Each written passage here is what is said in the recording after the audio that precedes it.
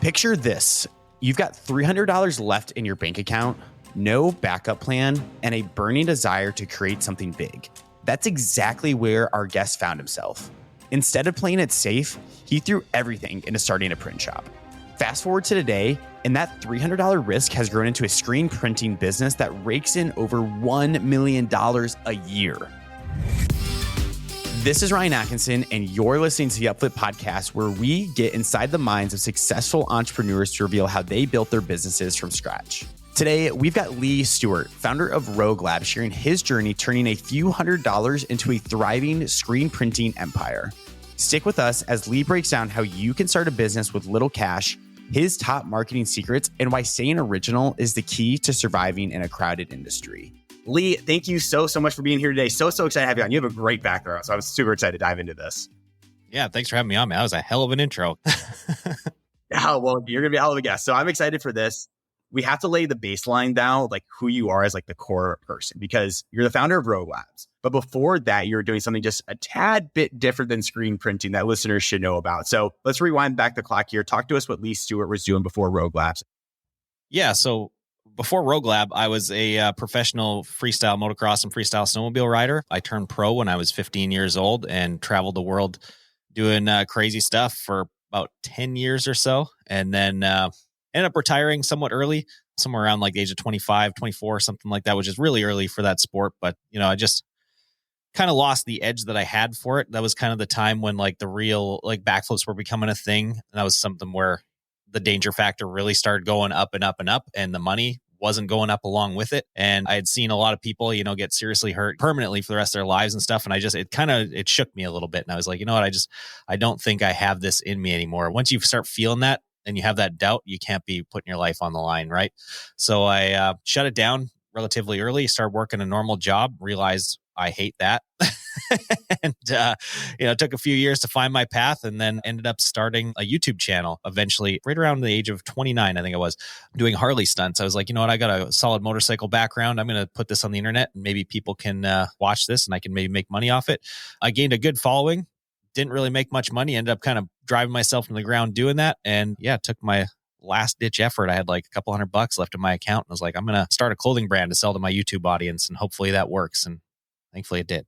All right, let's start there. I think that's a perfect point to start out, because you're doing this YouTube thing at 29. You've now grown this channel to over 124,000 subscribers on YouTube. But talk to us about taking that last couple $100, and how did you decide you guys were going to sell clothing, and how did you decide like the design and style and all that? Honestly, I don't know how it happened exactly. It was just like it popped into my head. It was always something I wanted to do when I was a pro rider for a living, and I never did, because back then, like, we didn't have social media to promote it and all this other stuff. It was, it was the old school way. We would have had to promote in magazines and all this other stuff. So I just never did it, but it was always something that was in the back of my mind. And for some reason at that point in time, I was like, this is something I feel like I need to do right now. Like, this is what's going to save me. And everyone around me told me that was a terrible idea. They were like, that's the worst idea you could ever have. And of course, me being me, I was like, every person that told me that made me want to do it that much more. So yeah, I just scraped together the last little bit that I had and started my little brand, which was called 38 Ride Company. Took a little YouTube hiatus to kind of learn the aspects of putting a business together and whatever else. I convinced a bank to give me a credit card, which was, I can't believe they did. And I maxed that thing out in like an hour and set myself up with a bunch of gear and was like, man, let's hope this works. I had a little bit of clothing. Like, obviously I didn't have a huge budget for it. So I had just a little small amount of stuff and put out a YouTube video about it. And within the weekend of that launch, I sold out of everything within the first day. Wow. All right. There's a lot there. Let's kind of go through that. So you have about $300 left. You're spending it all on equipment to like print these shirts, I presume. Yeah. At that point, I wasn't even printing my own stuff. I had hired print shops to do it. That's what actually led me to printing over the years. But yeah, I farmed it out, got it done, made more money in one day than I had ever seen, even in my pro riding career, and was like, this is something. So I just doubled down, bought the same run of clothing again, sold it all again in the first day, like a couple weeks later. So I just kept doubling down every time I ordered something, and it just kept gaining more and more momentum, which was pretty awesome. But the one thing that I was running into was dealing with these print shops and places that were just producing like really, really terrible quality, like something that was not up to my level. I'm a very meticulous person. And they just were not producing when I needed them to produce. Their customer service was terrible. They were late on deadlines and stuff like that. And like, I couldn't be late on deadlines. I was poor. Like, this is my entire livelihood. If they missed a deadline, I'm not paying my bills and keeping a roof over my head. And like, there was times where it got grim. And eventually just like I had enough. I'd gotten the business to a point where I could afford like a tiny little hat heat press. And I was like, I'm going to start buying equipment with every bit of money I can make. And I'm going to figure out a way to do this myself. So how did that experience kind of like then parlay into starting like Rogue Labs? Like take us through that like timeline of like printing your own clothing, having to deal with external printers, and eventually like starting like Rogue Labs. Like take us through that timeline then. Yeah, it happened in one of my YouTube videos, actually. You can literally watch it happen on camera, which is crazy. I watched this video, I think like a month ago, and it was kind of cool to see it back again because somebody showed it to me. There was a moment where I was unpacking one of our newest drops or whatever, and this guy had already I missed Christmas, which was like obviously the biggest sale time ever. He was like 3-4 weeks late, and I'm unpacking all these boxes, and I unpacked this one box, and it's full of blank shirts. He didn't actually even print them. And you literally in that video, my exact response, I freaked out. I was like, what the and I just was like so mad, and I just ran up to the camera. And I was like, I even said right there in that video, I was like, this is the turning point where I'm going to decide that I have to do this myself. And I disappeared off YouTube after that video for 9 months, and no one ever saw me. And I came back with the next video and I had a full blown print shop in my house. I invested every penny I had, and lots of them that I didn't have, I turned my basement of my house into a commercial screen print shop. It wasn't like a little, just get a little screen print press or anything like that. I dumped a significant amount of money. I got a full blown professional setup down there, and I'd never printed a shirt in my life. And again, this was another point where people were like, you're nuts. Like, what are you doing? You're spending money you don't have on something you've never done. That's incredibly difficult. And I was like, watch me. And yeah, it all kind of came together that way. It was really cool. It was very quick and very short, but thankfully, due to my riding career and dealing with some of the stuff I dealt with there, I was very smart with my money and how to invest it and how to handle myself in a business type of situation. And it took off pretty quick. And then, 9 months later, I started Rogue Lab. And that was kind of the turning point. Was the name came up with me like immediately, because I was just like, the word rogue to me is like someone who's going against the beaten path. And the beaten path was all these terrible print shops I was dealing with. It's like, I got to be different than these people. I got to be better. I got to be faster. I got to be more efficient. I got to produce better quality. I got to just be better all around. And that the word rogue just stuck in my head. And I was like, Rogue Lab. Like, lab is where something's created. Rogue is this other thing. These words go together. They sound cool. I'm starting this. Let's do this right now. Lee, what I really like about that, I feel like a mantra when it comes to like entrepreneurship is like, when everyone says your idea is crazy, like that's when you actually know you have like a very good idea and one that can take off. And that's true. And basically your instance of what you saw. Absolutely. Because most people either don't want to see you go through pain of some kind. They're trying to like save you from that or whatever. So they're trying to like make you go down the safe route, or they don't want to see you do better than them. One way or another, it's one of those two things that they're telling you not to do it. And every time, like since then, when I hear that, it's now I know better. Like I'm going to follow my gut and I'm going to double down on this thing, and I'm doing it. And I've done that now since this business started about 4 times, and every single time it has been greatly successful for me. Yeah, absolutely. I feel like there's a huge advantage in like taking risk at a younger age where you're a little bit more like willing to take risk as you get older. And as you know, as an entrepreneur, like you need to be able to take risks like on yourself, on your business. You need to bet money, real money to make it succeed. This episode is brought to you by the Upflip Academy. If you're serious about launching your business, we invite you to join our exclusive program. Inside the Upflip Academy, you'll find over 11 courses, each led by real entrepreneurs actively building their own ventures. These aren't just lessons. They're step-by-step guides that get you from idea to launch, then help you scale to 6 figures and beyond. Plus, you'll join a supportive community filled with like-minded individuals to help hold you accountable and keep you motivated. So if you're serious about launching your own business, start your 10-day free trial of the Upflip Academy by clicking the link below. I want to hit on that 9-month piece because I think that is super fascinating. You quit YouTube, 9 months later, you have a full-blown operation. What happens within these 9 months? Let's give a little bit of like practical advice as well for listeners that are interested in like doing a print shop similar to this. So let's kind of give some advice for those 9 months of what happened. Yeah. So for that 9 months, like when I dropped that last YouTube video, originally I thought like I was just going to quit YouTube right there. That was going to be the end of it, just because I wasn't going to do the motorcycle thing anymore. I'm going to go down this new path, whatever. So I bought this little hat heat press, and I took that and I started making hats for my brand myself. So I was able to kind of make a much better margin on my own stuff right there out of the gate. But also, as I was doing that, other people were asking, hey, can you do stuff for me too? So I started making hats for other people. And eventually, this little hat heat press, like at the time for me to spend, I think it was like $1,200 or something like that. And at the time for me, like that was a load of money. Yeah. I was like, I can't believe I'm dumping this much money on this piece of equipment. Like that was a big risk at the time. And it ended up paying for itself like within like 2 weeks. And I was like, all right, cool. I'm going to keep doing this. And I saved up enough money to buy, the next thing I bought was a vinyl cutter. Because with the vinyl cutter, I was able to do like a little bit of different designs with hats. And I was able to make like die cut stickers, things like that. So I bought that thing. And then I started doing that for other people. And then I used that equipment, doubled down again, bought a large size heat press. Then I was able to start doing like screen printed heat transfers on shirts and things like that. And I used those 3 pieces of equipment in tandem to build up enough revenue and build up enough savings to start dumping money into a real screen print shop. So first thing I did, I ripped apart my entire basement. Like I gutted it, pulled the flooring up. And there's a video of it too. Like you can see I'm on my hands and knees, like hand grinding all this glue off the floor and stuff like that. Like it was a mess. It was one of the hardest probably months of my life doing this thing. And I made it look beautiful down there, like all new lighting, epoxy floors. It looked amazing. It was absolutely unreal. And then I went to a company called Ryonet, who is now one of my biggest supporters, bought a screen printing package from them. It was all like, the best of the best manual gear you could get.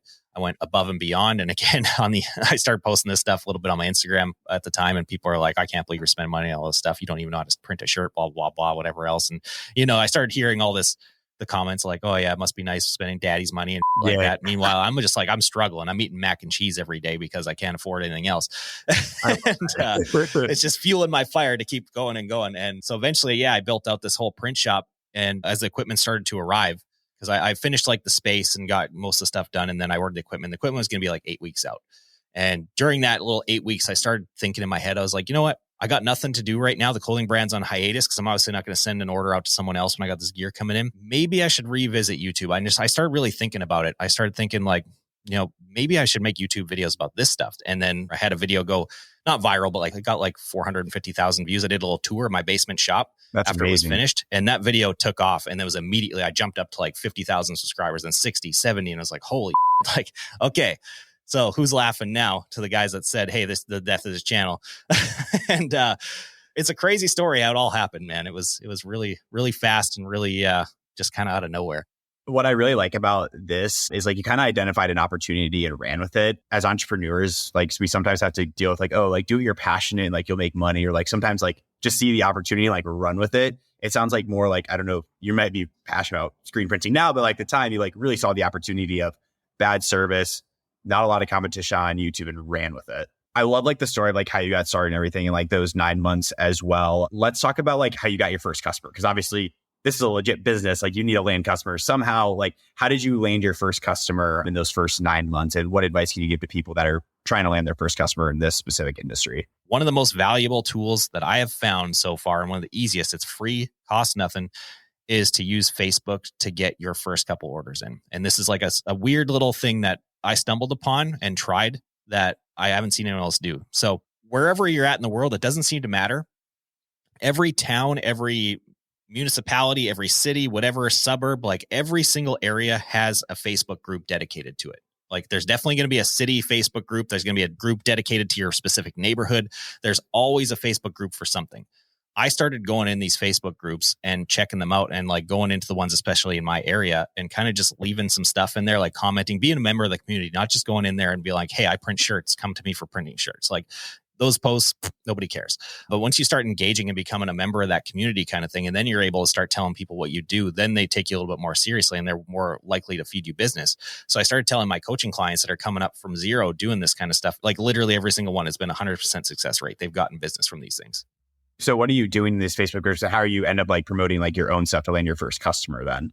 So the biggest thing is to go in there and not promote yourself. That's the key, right? In lots of those groups, that's what a lot of people do. They just go in there and promote themselves. And like those posts I noticed get zero engagement on them all the time.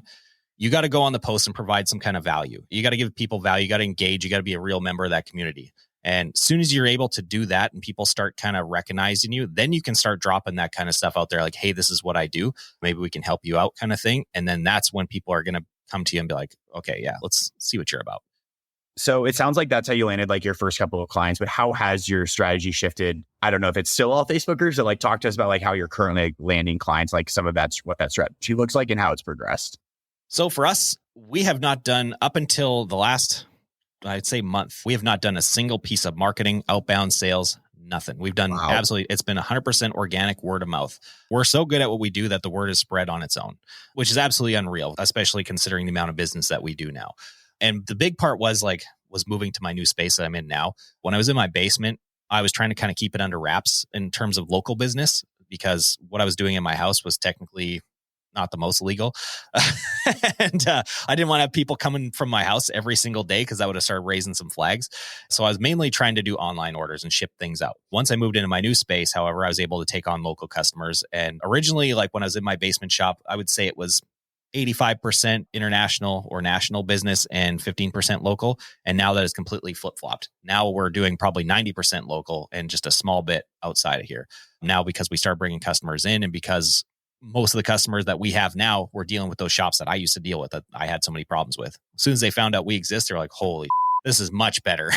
And so our business grew exponentially. But now I have a team, which is cool. I was always doing everything by myself for a long time. Now I've got people who are competent and who are great members of the team who can handle a lot of the stuff. And I'm training them to the level that I expect them to be at. So they're able to kind of take a lot of stuff off my plate now. And they're kind of running a lot of the production on their own, which is amazing. So now I'm trying to step out, and instead of being an employee of the business, I'm trying to be a real business owner. And I'm trying to look at the big picture stuff. And now I'm starting to do outbound sales and things like that to get us to that next level, because I wanted to get us to that next, like 2, 3, 4, 5 million kind of range. Yeah. And we're definitely going to talk about like that revenue, like what revenues people can like expect and like profit margin and all that stuff. Before we do that though, I do have to let listeners know, if you guys are interested in starting a business like Lee's, you guys can download our print shop checklist that Lee himself actually put together by clicking the link in the show's description. But Lee, let's jump to that revenue perspective. What did the revenue look like in year one? How has it kind of grown since? What can people generally expect? Talk to us about the potential of this. So I got pretty lucky again, because I had that YouTube channel that really kind of kicked things off in a big way. I was still kind of operating the clothing brand and the print shop at the same time. So that was one thing that was kind of shaky when it came to I did that for probably the first 2 years. One thing that I will say, this seems to be very common in the print industry, where people will try and they'll either start off with a clothing brand and start a print shop, or vice versa. I will tell you right now that that's not a good idea at the beginning anyways, because there's an old saying that the man who chases 2 rabbits catches none. Your attention is too divided. And that was one thing that I thought I could do it all. And I've now, looking back on it, I could not. I could have grown so much more if I had focused on just one of those things. And it took me probably 3 years to figure that out. And then once I got to this building, I decided I'm going to shut these clothing brands down and focus on the print shop, because this is the long-term play. And as soon as I did that, it was just an immediate like hockey stick spike, which was very cool. But, first year, I did like 6 figures my first year, like a small 6 figures, but I hit 6 figures, which was from being a broke guy eating mac and cheese every day to that. It was awesome. I went from mac and cheese to steaks and stuff. It was fantastic. I could afford to pay the bills and buy cool. So that was pretty cool. And then we just started growing year after year. It started just kind of 2X every single year since, which is pretty cool. It was either 2 or 3X every year. What do you contribute to that? Was it just that word of mouth and providing excellent customer service? Is there more to that, more product offerings you had, or like what would you contribute your success to? It's a little bit of both. It's really the quality and attention to detail, because a lot of people really, they notice that in our work for sure. I took the time to really get good at this. And that's where kind of like the first couple of years of revenue took a hit, because I was kind of like turning down a lot of stuff just because I wanted to make sure I could do the jobs that were coming in. Or sometimes I was taking too long on a job. I'd ignore people, whatever. So I was just so focused on the craft and getting good at it. And I obviously had like something to prove, because I started putting myself on the internet doing this. And of course, if you put yourself on the internet in the public eye, a lot of people have bad things to say about that. So I was like, I got something to prove to people here. And I definitely did that. But once I got good at it, I started kind of putting my focus more into the customer service and sales part. And that's the part that the customers really, really care about, obviously. And that's where I saw the biggest spikes happen. Once we start really focusing on that end and providing a better experience compared to the next shops, that's where the real growth came from. The quality was cool. It's definitely like kind of a trademark of ours, but the real growth came from the customer service. Yeah, I absolutely love that aspect, because I feel like people honestly overlook customer service. It's something that's based our visuals for our Q4, like one of our big highlight items, I guess you can call it, one of our rocks, if you want to get to the actual terminology, is like go over the top for your customer. Red traction. Yeah. Yeah. Seriously, like you have to be over the top to provide over the top service, and customers can feel that. And you think like, oh, I always need new revenue, but honestly, like your existing customer base can drive revenue for you. And so that's been a really big focus point, is delivering amazing customer service and giving that amazing customer experience. Yeah. And that's exactly how our business has grown so much, because all those customers we made so happy have sent so many more people our way. And it's kind of a weird balancing act, because like you do have to be really good, especially in this industry. Like it is an art form for sure. It's a craft. You got to be good at it, but you have to know the limit of good, right? So for me, I'm I'm a crazy person, borderline. Like I will sit there and get like down into the minute details. I will go after, like, if I can make something 0.5% better, I will spend the next month making that happen if somebody lets me. But like, I have to get reined in sometimes. Like I got to have people check me and be like, hey, like, calm down. And so it took me a long time to learn this. Like for the first like 3-4 years, if I would have told myself this, like there's no way I would have listened. But now I've learned that one thing is, to chase perfection, but to settle for excellence. And as soon as I was able to kind of wrap my head around that, that's when we were able to, because like when we're thinking about customers, right? Like as printers or whatever you're into carpentry, whatever. If you're one of those perfectionist type of people, you're going to just like scrutinize every little detail that you possibly can to perfect this thing. Is you want to be the best, or you want to prove something to yourself or someone else, whatever it is, right? When it comes down to the customer, those little 5-10% improvements that you're making, they do not notice and they do not care. They have like not even a little bit. And I proved this one day. We were talking about this in my shop one day and I was like, you know what? I'm going to print a shirt as I possibly can. And I'm going to hand it to one of our customers that walks in the door and just ask them what they think about it. And I guarantee you they're not going to know the difference. And like, to me, this was something that's like a fireable offense in my shop, the print that came out. Wow. They grabbed the shirt and they're like, oh, this looks great. And I was like, no. These are your actual shirts. And, but it just proved my point right there that they don't notice and they don't care. So I was like, okay, now I can maybe back it off 10% of what I'm actually putting into this, make the business run a little bit smoother, a little bit faster, be a little bit easier on my employees, and still get the same level of stuff done and make our customers that much happier, because now I can take that extra time and put it into them. I am curious. You obviously have a lot of experience in this, but how do you like gauge and keep your employees accountable? It's one thing to be a solopreneur and keep yourself accountable. It's one thing to have 5 employees, 10 employees, 15 employees and keep them accountable to that certain standard. Are there metrics that you track to make sure they're hitting that level of excellence you want? How do you kind of lead that and coach that? For me, honestly, it's just down to the level of quality they can produce. I always just tell them, like, perfect it first, then make it fast. Because a lot of times, like in print shops, especially, speed is everything. A lot of shops are just concerned with how fast they can get things in and out the door. And I tell everyone, including our customers, like, hey, we might not be the fastest turnaround time, but we will give you the best possible product. And the same thing with my employees. I tell them the same stuff. Like, if you guys are trying to rush through this, do not. Get good at it, then get fast at it. And that's literally a sign on the wall in our shop. Get good, then get fast. And they kind of latched onto that pretty quick, I think, because they're so used to working with me when I'm training them and seeing just like how detailed I can get on things. And it kind of just rubs off on them. It's not something I really had to train. And then whenever like they do come up with stuff, if I do catch something, I'll stop them and I'll be like, hey, like this could be improved here, or maybe you can go a little faster here, or maybe you can do this here. And this is why, and this is how. And I'll kind of like walk them through it a little bit versus like the type of boss that just like, hey, like, do this better. That's the one nice thing is like in my shop, I'm a boss that has done everything and has done it at a very high level. A lot of people listening probably know what it's like to work for someone who tells you what to do, but doesn't actually know how to do your job. I am curious, as like an entrepreneur, you have experience doing this, and I can speak personally. I like Space for Visuals, like when we cold call and stuff, like I have experience cold calling, so I can actually help them. And I still cold call for our agency. I feel like it's very important. How do you view that? Like being a leader that has actually like done the work and can give advice, like how much more in depth can you really get as a leader from that? Oh, it's endless, really. I mean, like leadership, there's definitely no end of learning when it comes to that stuff. You can always get better. And it's interesting because I'm learning the exact same thing you're just talking about. I'm just learning cold calling. I'm just learning how to cold email and like reach out doing like sales outreach type of stuff. And like, dude, it's a reality check for me because I'm so good at the internal part of the business. Now when I'm at the sales portion, it's like starting at square one again. But I mean, this is, again, going to make me a better leader in the long run, because once I'm able to start hiring a sales team and whatever else, now I can take all this knowledge I'm learning for the next little while and dump it into them. And then they're able to teach the next guy and so on. Right. So that's probably my favorite part about entrepreneurship in general, is that it's a nonstop challenge that never ends. Like I'm the most competitive person ever. Hence I was a professional athlete. It's a competition that never ends, and it's a competition with yourself. So it's like the most fun thing ever. You can never win. You can never beat them. You're just always trying to get better. I love that. It is entrepreneurship. 1 is the hardest thing I've ever done, but like 2, like if you want to go on a crazy personal development journey, get into entrepreneurship, because your learnings will you learn every single day. For me, what I've experienced is you learn when you're down. Like you can learn when you're up, but the real learnings happens when you're in the trenches, getting beat up. You're worried about cash flow. You're worried about all of it. That's when the true learnings actually happen in entrepreneurship. Absolutely. And I'm learning that again right now. Like I deal with mental health problems, things like that, like depression, panic disorder, stuff like that. I just made a video all about that recently. And I'm going down this path right now, trying to correct some of this stuff and figure out my way through it.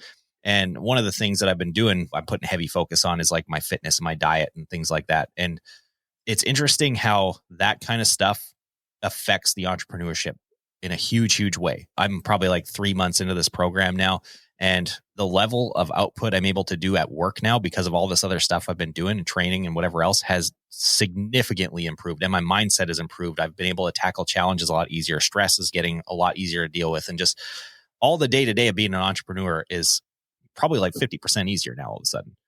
It's crazy. Because you're taking care of your body, you're training, you're eating healthy and all that stuff. Yeah, like you're taking care of your body, and of course it's taking care of your mind at the same time when you're taking care of your body, and it's, you got that mental clarity going on, you got those endorphins pumping and things like that, and just it's amazing. And then the cool part I noticed too is something that just happened recently is probably the best ideas I've come up with have been when I'm just hanging out, working out in down here, because I built a gym in my house. I've got my own little setup. I don't have to deal with any people, and I can just sit there and focus on the task at hand. So I'm just sitting there working out and I'm in my own head, and I've just been bombing ideas like crazy lately. And I've been doing sales techniques and whatever. I'll sit in the treadmill and I'll watch videos on just like how to do this, this, or this. And I'll go apply it immediately when I'm done and see the results, which is pretty crazy. There has to be something with your mind. I'm sure Andrew Huberman has a whole podcast on this about like exercising and like learning at the same time, because there has been stuff where like I'll be like on the Stairmaster, like the treadmill, and like I'll be like learning something, and I feel like it sticks so much more for whatever reason. I'm sure there could be a whole episode on that, but just personal question, honestly, like do you like listen to like headphones when you work out, or is it just all silence and the ideas hit you? It depends. Like I usually work out twice a day. I'll do like a small little thing in the morning. So I got a little routine going. I do about 20, 30 minutes on the treadmill in the morning to wake up, and I'll have my iPad in front of me. I'll be watching YouTube videos on whatever I want to learn that day. So usually it's like some sort of self-improvement or educational stuff. And right now I'm kind of learning how to like do real estate investment and things like that, because obviously I'm making money these days. I want to be smart with it, that kind of thing. So I'll do that. And then I'll immediately jump in my ice bath after I'm done, which is like that absolute shock. And for some reason, whatever I learn on the treadmill, when I sit there and I'm in that ice bath, like it locks into my brain, because I'm just focused on that, not how cold and whatever else is going on. And then, then I'll do my work for the day. And then afterwards, I'm in the gym for like an hour, hour and a half in the evenings doing all the lifting and stuff like that. And that's straight up like I got thrash and death metal at full volume going on. That's more like that's Spartan time when I'm really throwing down. I love it. We're going to jump into our Fan Blitz questions here in a sec. Real quick, last question for you here on practical advice. What advice do you have for someone listening right now who's hesitating to start their own business? What's that first step they can take today to start building their dream? Well, the first thing is definitely you have to have the passion and the drive for it. That's the biggest focus, is that like, it doesn't matter if you have a passion for the exact industry you're going into. Like myself, like I didn't have a passion for printing shirts yet because I had never printed one before, but I did have a passion for entrepreneurship and like making garments and things like that, because I did have a little bit of experience from selling clothing. So I had a passion for the clothing in general and just the entrepreneurship side. So I was like, cool, this is what I'm going to latch onto. And that's what drove me through like all the hardest times and all the learning and whatever else. If you get in entrepreneurship for an opportunity to like make money, if that's your main goal, 9 times out of 10, you're going to fail, because that's just not how it works. Or you're going to quit because like there's times where you're not making money or you're losing money. And that's where I see everybody back off. For me, I've been in those positions, but I had like such a passion for what I was doing. And especially once I started printing shirts and realized like how much I actually love this industry, that's what got me through it. What gets me through entrepreneurship is the lifestyle that I get to have of deciding when I work, with who I work, and what I work on. Those are the 3 things that keep me driving. But Lee, this has been phenomenal advice. We're going to move to our Fan Blitz questions. And these are questions submitted from our community. And listeners, if you want to join in on world-class entrepreneurs and submit your questions, you can do so at www.youtube.com/upflip. But Lee, ready for our last 5 questions here? Absolutely. Number 1, did you read a book or take a course before you did this? I did not. I actually didn't even graduate high school. I dropped out of high school in the 10th grade to become a professional snowmobile rider and never looked back. But I am very well read. That's one thing as an entrepreneur you should do and make time for every single day. I usually try and carve out about like 20 minutes a day to either watch educational content or read a book. And that's like a hard, I have to do that every day. But yeah, things like that. Probably the one that kicked it off for me, though, because I'm sure people are going to ask what book was like the one. The book called Extreme Ownership by Jocko Willink and Leif Babin. That's the first one I read about entrepreneurship and leadership that like sunk in big time. And I've read that book, I don't know, 6 times now, at least. And I still go back to it. Like once a year, I just go and reread that thing because there's always something I pick up from it. I love it. Yeah, that's a great book. That's a book that actually listened to on the Stairmaster, and a lot of that has stuck with me. Yeah. I would never be able to be an entrepreneur without that book, or at least be a leader without that book, because who I was before I read that, I would have never been able to manage people. Not a chance. I love it. That is really good advice there. Everyone, Extreme Ownership by Jocko Willink. Number 2, can someone with no prior experience launch a clothing line successfully? Absolutely. You're looking at them. It's just a matter of grit and determination, right? And having a good idea that people connect with. Number 3, how do you come up with original ideas, or are you mainly printing your customers' products? So nowadays, we're definitely more printing our customers' products than our own. We still cook up tons of artwork. I have a full-time artist here, and I'm always spitting ideas at him 10 times a day for our own stuff. So we do a big mix, but as far as our production's concerned, I would say 99% our customer product. Love it. Number 4, what's the biggest purchase you've ever made? I would say I'm about to do it right away. I haven't purchased it yet, but I'm literally doing the deal right now to build a brand new building and move us into a building that's about 5 times the size that we have right now, and really expand the team. And it's going to be millions of dollars and a big investment. And I'm scared, but it's another one of those times where I'm like, I know I need to do this.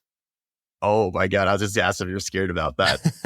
I'll be excited to hear how it goes. I know it's going to go great. Number 5, last fan list question for you. At this stage of success, what advice do you have for your teenage self? Oh, my teenage self was an idiot. So, I mean, we could do a whole podcast on this. Back then, I mean, I was living a lifestyle that was what you'd expect of a professional motorcycle rider, right? I was partying nonstop and whatever else. Once I got into, I think it was around 30 or so, I quit drinking, I quit smoking weed, and focused on myself and growing things and things like that. And if I could go back in time, I would say that's the first thing to quit. Quit chasing all the girls around, quit partying nonstop, and be smart with your money, because I used to make lots of money back then and I had nothing to show for it when I retired. If someone had pulled me aside and told me how to actually manage my money, invest it properly or put things away, I'd be 10 times further ahead right now. So be one of those 2 things.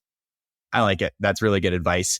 And it's been phenomenal advice throughout the whole episode. So Lee, I want to thank you so much again for coming on here. Where can people learn more about you, connect with you, learn a little bit more? Yeah, you can find me on any social media platform, just at Lee Stuart 38. I'm on all of them. And you can find more about my shop, Rogue Lab, roguelabmfg.com. And yeah, you can find us on the internet pretty much anywhere. We're easy to find. Everyone, that was an amazing episode with Lee Stuart. Just a phenomenal story on $300 going over to $1 million in revenue a year. So phenomenal episode. 3 quick takeaways for you. Number 1, when people think it's crazy, that is a good thing. Lee talked about it a few times about how everyone said it's crazy that he's doing it. He's taking these big risks, but they always paid off. And I see that's a common theme in entrepreneurship. When everyone thinks it's crazy, it may be a good thing. Number 2, I like the actual advice he gave of getting your first customer by using Facebook groups. Go find local Facebook groups, comment in there, become an active member, and land your first customer that way. And then number 3, provide amazing customer service. I think that was one of his biggest takeaways, is how he got ahead and how he's continued to grow his revenue is by providing great customer service so you can get those referrals and continue to grow your business. If you love this episode, don't forget to leave us a review. Your reviews help us reach more aspiring entrepreneurs just like you. Our goal is simple: to inspire and equip you on your entrepreneurial journey. Thank you for listening. Lee, thank you so much again for joining us. Thank you.